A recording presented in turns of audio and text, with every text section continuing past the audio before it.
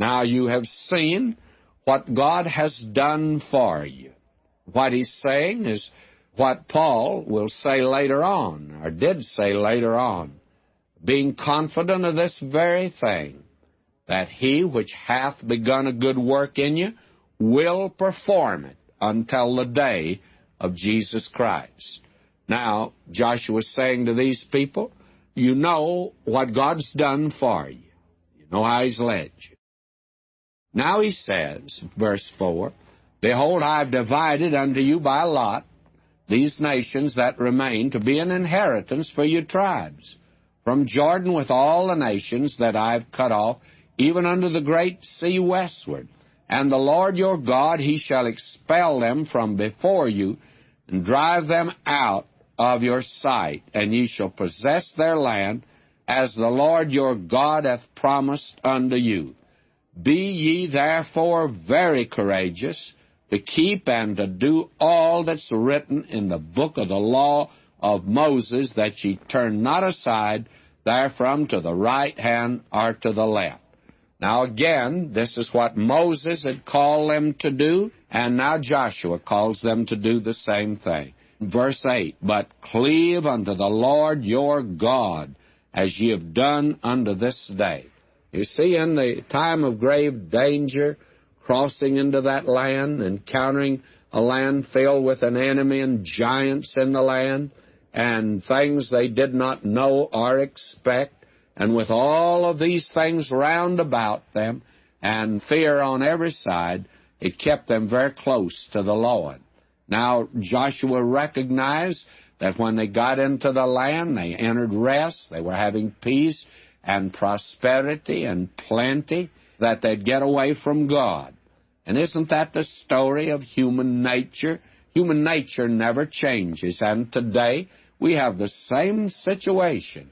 I was always disturbed after World War II that God had judged Europe and even Russia and Korea and how these other nations had suffered. And we came through unscathed, actually. Then, here, after the war, other nations went through a terrible period, and our nation was greatly blessed, and we entered a period of prosperity and affluence. And we're still in it today. And I couldn't understand it. I thought, it looks like God would judge us. But you know what he did? He did judge us, but he judged us with prosperity and plenty. He tested us. And the real test, the hardest test, was prosperity and plenty. The nation of affluence, nation of great world power. And look at us today. Look where we've come to. I say the judgment of God has been upon us, because the most dangerous period any people can go through is not the time of grave danger or the trial or the test. It's when they enter the period of prosperity. And that's the reason that Joshua now is giving them this charge. God has begun a good work in you. He's done these things for you. Now you cleave to him. You stay close to God. You obey him. And if you do that, God will continue to bless you.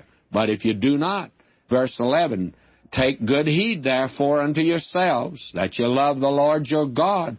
Else, if ye do in any wise go back and cleave unto the remnant of these nations, even these that remain among you, and shall make marriages with them, and go in unto them, and they to you, know for a certainty that the Lord your God will no more drive out any of these nations from before you. And judgment of God would be upon them. Now that is the trend and theme of this man's message to his people. Now in chapter 24, we have the call to all the tribes of Israel for actually consecration and a consideration of the covenant that God had made with them and that they had made with God. Now notice verse 1, And Joshua gathered all the tribes of Israel to Shechem, and called for the elders of Israel, and for their heads, and for their judges, for their officers, and they presented themselves before God. And Joshua said unto all the people, Thus saith the Lord God of Israel, your fathers dwelt on the other side of the flood in old time, even Terah, the father of Abraham, and the father of Nahor, and they served other gods. Now, this is the thing I want you to notice in this, for this is very important. Verse 14, now therefore fear the Lord, and serve him in sincerity and in truth, and put away the gods which your fathers served on the other side of the flood and in Egypt, and serve ye the Lord. Now, this reveals something that we didn't actually know before. We may have suspected it, but we didn't know it. When God called Abraham out of Ur of the Chaldees, and that's on the other side of the Jordan River, the other side of the flood. Actually, the word Hebrew means the man from the other side. And Abraham came from over there into this land. And the interesting thing is that Terah, the father of Abraham and the father of Nahor, they were idolaters. When I made that statement back in the book of Genesis, I had a letter from a party that said, how do you know that? You merely presume that.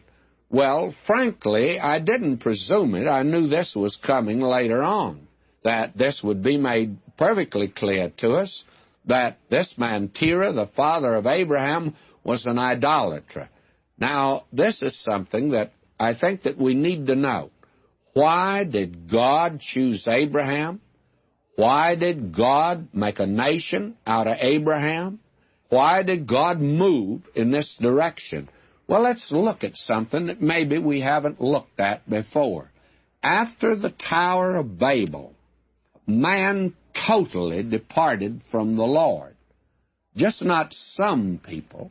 When you read the account of the Tower of Babel, actually there was a total apostasy. No one served God, not even Terah, the father of Abraham. They were scattered, and they went out in every direction.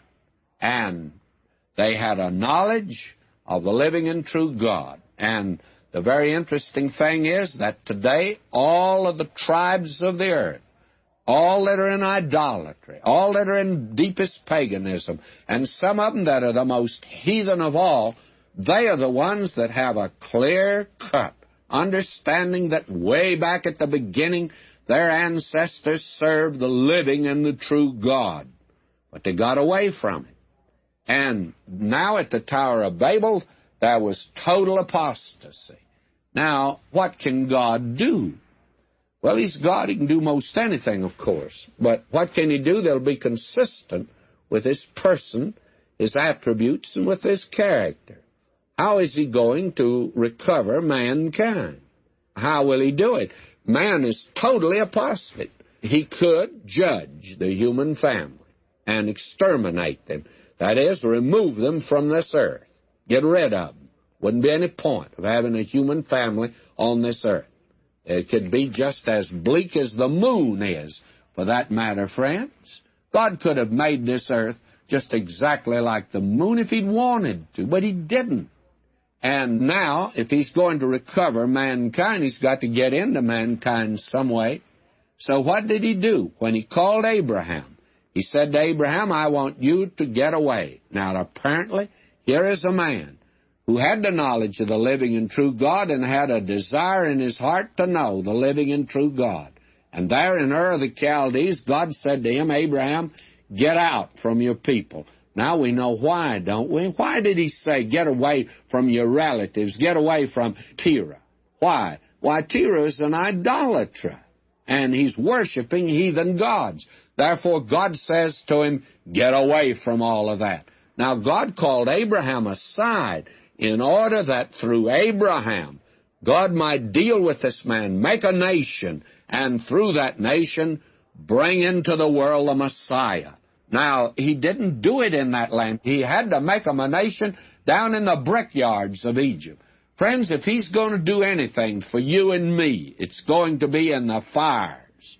I just don't believe, friends, that he can use a mollycoddle raised in our contemporary culture today and in our contemporary churches today. We have the most sickening group of saints in the average church. Why, they do not know what it is to be loyal and true to God. They don't know what it is to stand for Him. Why, they go off in every direction. Why, a Bible-taught church in a few months can depart from it and be putting on programs that they wouldn't have heard of years ago. Why? Because the human heart is like that. Now, Joshua here gives a warning. He says now, God, on the other side of the flood, He called our fathers. They were idolaters over there, and God called us to get us away from idolatry. The first commandment Moses gave, thou shalt have no other gods before me. And the second, thou shalt not make any likeness of anything. Now they've come into a land where everything is idolatry. And they didn't get rid of all the people in that land, and they are a real danger. And Joshua now is calling these people to a dedication, a real consecration, that is, a turning their life completely over to God because they can't even trust themselves. This, my friend, is something that's very important. Now listen to him in verse 15. And if it seem evil unto you to serve the Lord, choose you this day whom ye will serve, whether the gods which your fathers served that were on the other side of the flood, are the gods of the Amorites in whose land ye dwell. But as for me and my house, we will serve the Lord.